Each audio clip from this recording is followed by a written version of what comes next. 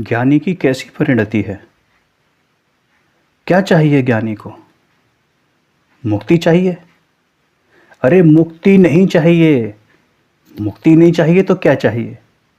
वास्तव में नहीं चाहिए। और ये दिल से ऐसी बात है।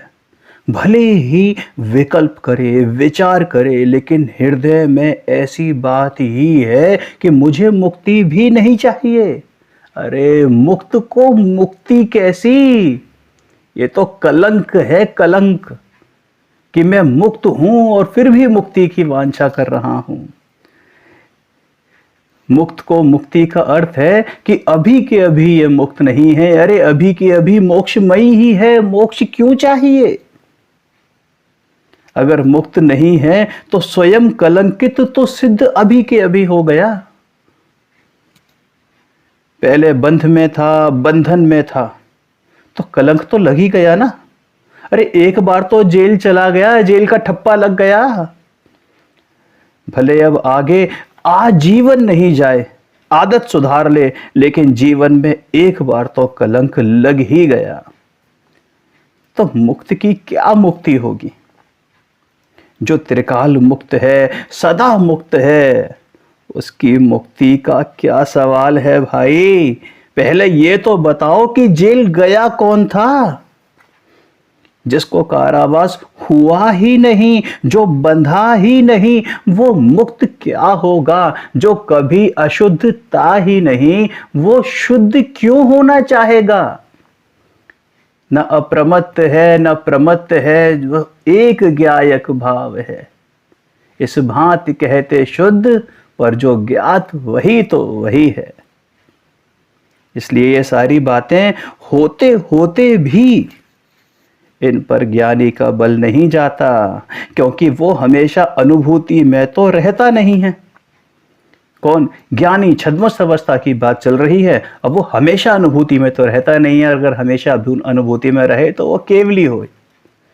बाहर भी जाता है, विकल्प भी आता है, लेकिन दिल से ऐसी बात नहीं निकलती कि मुझे मुक्ति चाहिए। वो मुक्ति के लिए पुरुषार्थ भी नहीं करता है। अरे वो तो अपने इस मुक्त, जो अंदर मुक्त है, जो मैं ही हूं, ये मैं और मेरा दोनों का भेदपना मिटाकर अभेदता में दृष्टि करता है। समझ में आया?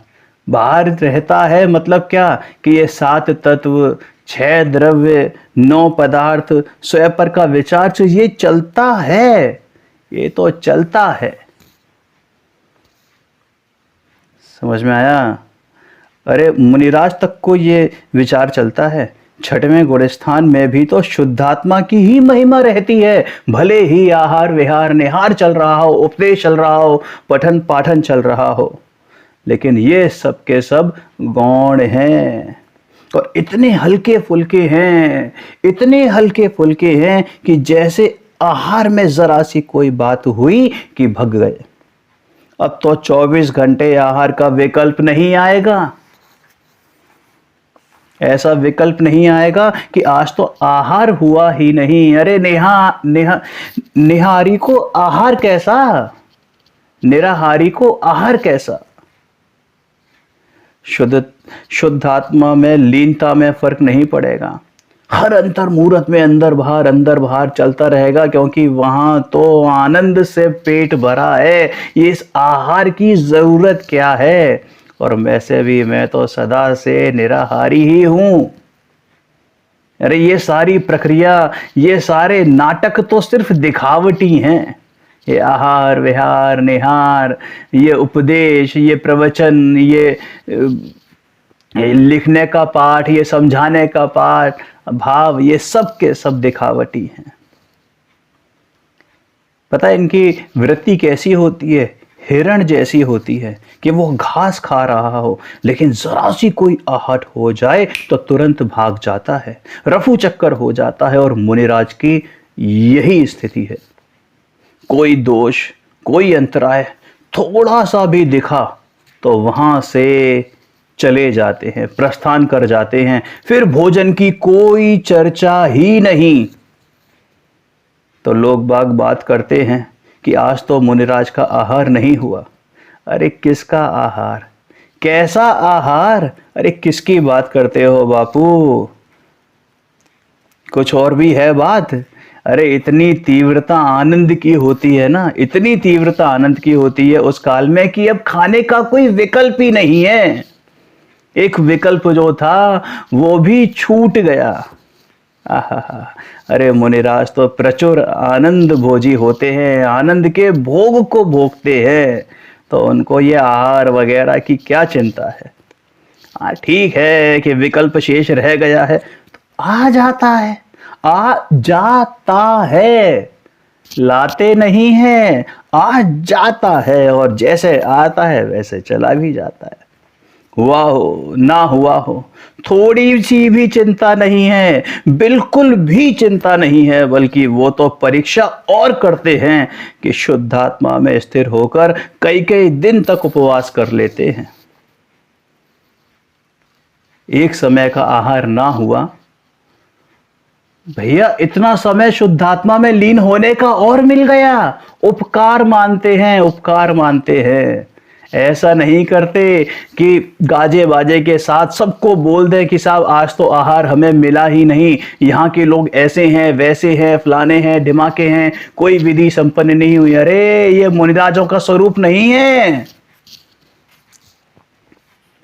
कोई मुनिराज आहार कैसे किया जाए, कैसे दिया जाए, कैसे लिया जाए, कोई उपदेश नहीं देता। यह तो श्रावकों का काम है, आहार लेना देना, आहार देना करवाना।